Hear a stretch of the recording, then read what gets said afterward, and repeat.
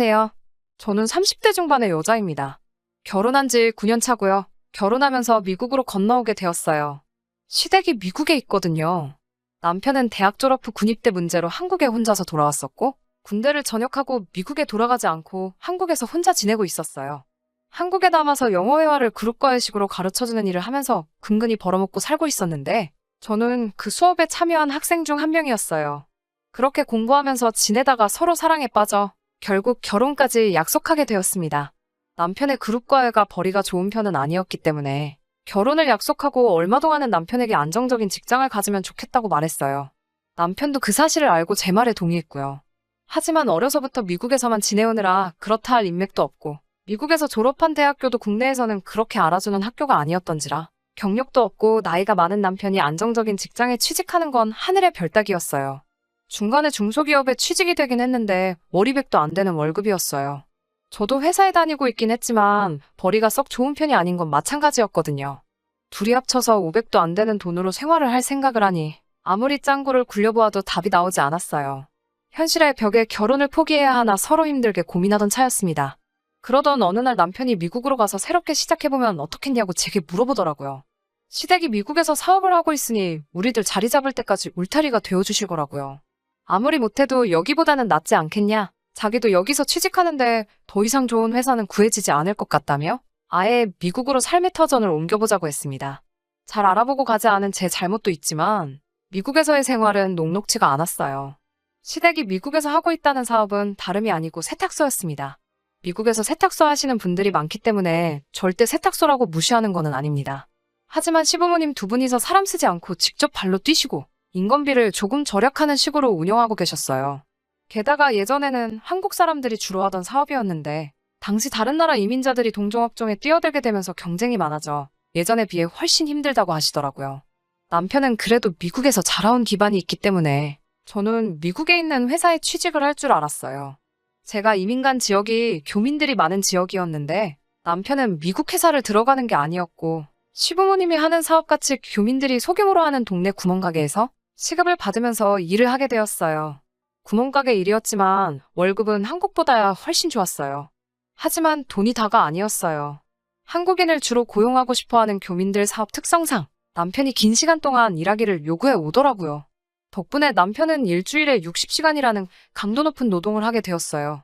사실 계산해보면 한국에서 주 40시간 일하고 받는 월급보다는 높지만 일하는 시간을 따져보면 그렇게 월등하게 높은 편도 아니었고 시간과 돈을 바꾸고 사는 삶이었기에 하루에 2~3시간 같이 보내는 게 전부였거든요.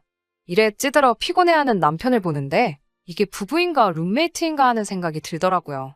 그래도 시부모님 집에 얹혀 사니 월세 걱정은 없었고 일하는데 들어가는 시간이 워낙 많으니 어디 갈 곳도 없어서 돈 하나만큼은 잘 모였습니다. 저도 시부모님 세탁소에서 근근히 일을 도우면서 일을 하고 있었고요. 그래도 제가 명색이 며느리고 제가 돈 벌어봐 남편하고 같이 미래 준비하기 위해 모으는 건데 돈 주는 걸 되게 아까워하시더라고요. 경력이 없으니 최저시급을 주겠다고 하시는 말도 참았는데 제가 일을 도와드리면서도 책상머리에 앉아서 하는 일만 해와서 그런가 일머리도 아주 없고 도움이 안 된다는 듯이 말씀하셨어요. 돈은 최저시급으로 계산해서 제대로 주셨지만 돈 주실 때마다 오히려 자기들이 제게 일을 가르쳐주니 제가 돈을 내야 하는 게 맞지 않냐며 농담하시듯이 생색을 내셨습니다. 남편이 버는 것과 합쳐서 돈도 그럭저럭 예상한 것보다 빠르게 모이고 있었고 이렇게 2년 정도만 고생하면 저희가 집을 사서 독립해 나갈 수 있었어요. 그거 하나만 바라보고 열심히 살고 있었는데 정말 미국에서의 삶은 하나도 행복하지 않았습니다. 내색은 안 하고 있었지만 제 말투에서 다 티가 났나 봐요. 친정엄마가 안 좋은 제 목소리를 눈치채시고는 제가 미국에서 어떻게 사는지 보고 싶다고 한번 방문하시기로 했어요. 시댁에 빈방이 있는데도 불편하다는 이유로 기어이 고속도로 외곽에 붙어있는 싸구려 비즈니스 호텔을 잡아주시더라고요. 물론 비용은 제가 내야 했고요. 친정엄마는 짧게 2주일 일정으로 오셨습니다. 말씀드렸다시피 남편이 하루 일하고 안 하고가 저희 가게에 직접적인 타격을 줄 정도였고 동네 구멍가게다 보니 월차 같은 기본적인 복지도 없었어서 친정엄마와 보낼 수 있는 시간이 길지가 않았어요. 식사라고 대접해주는 게 미국에 왔으면 꼭 먹어봐야 한다면서 한국에도 있는 패스트푸드 같은 걸 포장해와서 드시게 하고 그랬어요. 제가 시부모님 세탁소에서 일을 하고 있었으니 며칠 쉬어도 되는지 여쭤봤지만 친정엄마가 오셨다는 부분도 이해해주지 않으시고 일손이 모자라다는 이유로 대번에 거절당했어요. 운전도 할 줄 모르시는 친정엄마는 그 고속도로 외곽 호텔에서 대낮에는 감옥살이를 하셨어야 했고, 그나마도 제가 쉬는 날에도 차가 없으니 어디 다니지도 못해서 친정엄마도 제가 받는 대우에 화가 많이 나신 상태였어요.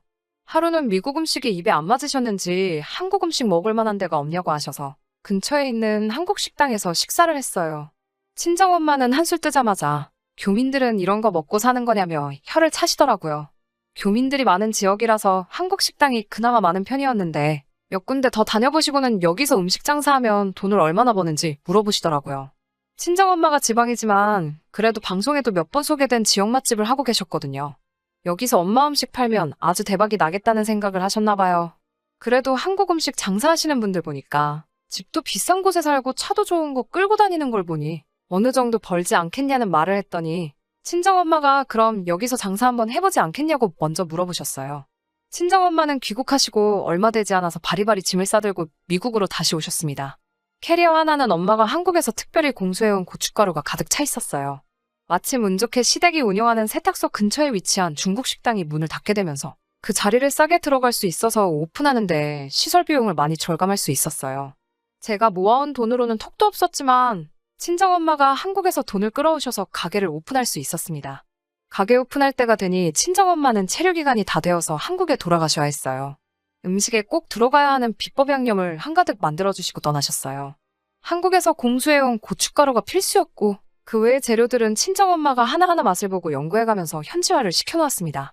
시가에서는 세탁소 일손도 없어 죽겠는데 무슨 식당을 한다며 불편함을 감추지 않았지만 친정엄마가 돈까지 들고 와서 가게를 오픈해버리니 딱히 반대를 하지 못했습니다. 결과는 대성공이었습니다. 오픈한 지 6개월이 채 지나지 않아서 교민들 사이에서 입소문을 타기 시작했고 그때쯤 불어오던 한류 열풍에 힘입어서 외국인 손님들까지도 유치할 수 있었어요. 그때쯤부터 저 혼자로는 도무지 감당이 안 돼서 남편이 하던 일을 그만두고 같이 일을 시작했고요. 시가와 알고 지내는 교민 중에 지역유지이신 분이 있는데 투자 형식으로 1호점을 더 좋은 위치에 오픈해 주신다는 제의도 해주셨고 교민이 많이 사는 다른 지역에도 2호점을 내면 어떻겠냐는 제의까지 해오셨습니다. 2호점까지는 아직 여력이 없다고 거절하기는 했는데 언제든지 생각이 바뀌면 알려달라고 하셨습니다. 지역신문에도 소개되고 입소문을 타면서 장사는 완전히 자리를 잡았어요. 그때쯤부터 돈도 엄청 벌리게 되었고 저는 식당 일에는 큰 뜻이 없었기 때문에 미국에서 주류사회에 들어가지는 못하더라도 미국 살면서 남편이 식당을 하더라도 저는 번듯한 직장을 가지면 좋겠다는 생각에 늦게나마 대학교에 입학해서 회계사 공부를 시작했습니다. 제가 공부를 시작한다는 말에 시부모님은 남편 혼자 힘든 식당 일 시키고 저는 편한 거 하려고 한다는 식으로 받아들이셨지만 애초에 음식 장사를 반대했던 시댁이었기 때문에 제 결정에 더 이상 거부권을 행사하실 수도 없었어요. 그때쯤 집은 구하지 못했지만 새로 옮긴 가게 근처에 월세방을 구하게 되면서 시댁으로부터 독립도 하게 되었고요. 제가 공부하는 동안 친정엄마는 6개월에 한 번씩 미국에 오셔서 돈 한 푼 받지 않으시고 장사를 도와주시고 한국에서 택배로 이런저런 재료들 다 공수해 오셔서 6개월치 장사할 비법 양념을 만들어두고 떠나시고 했습니다. 그런데 이게 화근이 되었어요. 장사 4년 해오면서 친정엄마가 빌려주신 돈은 다 갚은 지 오래였지만 양념 사용비 및 용돈 명목으로 친정에 매달 200씩을 보내드리고 있었습니다. 시댁에는 그 반 정도를 드리고 있었어요. 그래도 1년에 2번은 오셔서 3개월씩 총 6개월을 돈 한 푼 받지 않으시고 장사 도와주시고 가는 데다가 음식 맛이 사실 엄마가 만든 비법 양념에서 나오는 거였기 때문에 달에 200씩 드리는 게 저는 절대 많다고 생각하지 않았거든요. 양가에 그렇게 드리는 돈의 제학비까지 제외하더라도 돈을 엄청나게 잘 벌고 있는 상황이었기도 하고요. 그런데 남편은 식당 운영하면서 그게 그렇게 불만이었나 봐요. 사실상 저는 공부를 시작하면서 가게 운영에 손을 떼왔고 식당을 이만큼까지 키워놓은 건 남편 공이 컸기 때문에 사업을 더 키워보려는 남편의 입장도 이해가 갔습니다. 이제 2호점을 내도 될 정도로 여력이 생겼고 지역마트에서도 밀키트 형식으로 제품을 만들어 보겠냐는 제의가 들어왔는데 장모님이 만들어주는 양념 가지고는 이제 6개월도 버티지 못한다고? 왜 비법 양념을 친정엄마가 우리에게 전수를 해주시지 않는 거냐는 거였어요. 하지만 저는 이유를 알고 있었어요. 엄마가 왜 그걸 전수해주지 않는 이유는 간단했어요. 처음 친정엄마가 미국에 방문하셨을 때 시댁이 친정엄마에게 해준 대우나 저를 대하는 태도를 보고 행여나 식당이 잘 되었을 때 저희가 그 비법 양념마저 쥐고 있지 않으면 분명히 언젠가는 소박맞게 될 거라고 생각하셨던 거죠. 친정엄마의 성견지명이었던 거죠. 그런데 남편 말을 들어보니 양념을 현지에서 직접 만들게 되면 친정엄마한테 200 보내는 걸 시댁하고 똑같이 반으로 줄일 수 있으니 우리 가게에도 도움이 되지 않겠냐는 이야기를 하는 게 저희 엄마한테 그깟 100만 원 더 주는 게 아깝다는 듯이 이야기를 해오는데 어이가 없었어요. 거기다가 미국도 변이 때문에 아주 난리잖아요. 그 덕에 이미 시댁 세탁소는 이 시국에 타격을 입을 대로 입어 문을 닫내만에 하는 상황이었고, 이웃점을 내면 그걸 시부모님에게 운영하도록 드린다고 하는 것 아니겠어요? 남편이 확장하고픈 사업에는 저나 친정엄마는 들어가 있지 않고 오직 자기 자신과 시부모만 잘 될 생각만 하고 있다는 게 너무 괘씸하더라고요. 우리 두 부부가 같이 이뤄낸 성공이라고 생각하지 않고 자기가 잘나서 잘했다는 듯이 말하는데 정말 있는 정마저 전부 떨어지는 것 같았어요. 그때쯤부터 친정엄마의 비법 양념을 가지고 정말 엄청나게 싸웠어요. 여유가 없더라고 줄 건 줘야 하는 게 맞고 여기까지 올 수 있었던 게 누구 덕인 줄 아냐고 화를 내면 남편은 그게 왜 장모님 덕이냐고 자기가 다 열심히 해서 이만큼 장사를 키운 게 아니냐며 화를 냈어요. 장모님이 그까짓 양념 가지고 치사하게 구니까 시골 동네 식당에서 벗어나질 못하고 계신다는 막말을 하는 걸 들으니 더 이상 이 사람하고 말해봐야 해결이 나질 않을 것 같아서 시부모님을 자리에 불렀습니다. 그래도 같은 어른이니 시부모님이 이 상황에 제대로 된 판단을 내려 남편에게 한 소리 해주실 줄 알았는데 그 와중에 시부모님은 내 아들 솔직히 저 아니었어도 사업하는 재주가 있어서 여기서 뭐라도 한 자리 했을 거라고 저를 나무라시는데 그때 저는 이 생활을 포기해야겠다는 생각을 했습니다. 이렇게 무일푼으로 미국에서 시작해서 해드릴 수 있는 게 많아졌는데 그 과정에 저의 공은 하나도 없고 오직 남편이 잘해서 그런 거라 일관하시는 모습과 제가 번듯한 직장을 가져보려 노력하는 걸 허파의 바람이 들어서 아들이 힘들게 번 돈을 쓸데없는 곳에 축내고 있다는 듯이 생각하는 집안과는 더 이상 같이 갈 수 없다는 생각이 들었어요. 저도 공부가 끝나서 미국 회계사 자격증을 취득한 상태였고 저 혼자서도 살아갈 수 있을 거라는 확신이 들었어요. 남편에게는 마지막 기회라는 생각으로 다시 한번 물어봤습니다. 이웃점을 시작하게 된다면 시부모님이 운영하게 할 생각 없고 제가 직접 운영할 것이고 사업이 확장되는 만큼 친정엄마에게 양념 사용료 명목으로 돈을 더 드려야겠다고요. 2호점이 잘 되는 만큼 시댁에는 용돈을 더 드리는 식으로 하는 게 맞지 않겠냐고 이야기했습니다. 남편은 저에게 끝까지 이렇게 이기적일 수 있냐고 대본의 화를 내더군요. 그깟 양념 하나 가지고 유세 떨지 말라고 하면서 식탁을 주먹으로 내려치더라고요. 그때 결정했어요. 그때 주먹으로 내려친 식탁이 다음에는 제가 될 수도 있다는 생각이 들었거든요.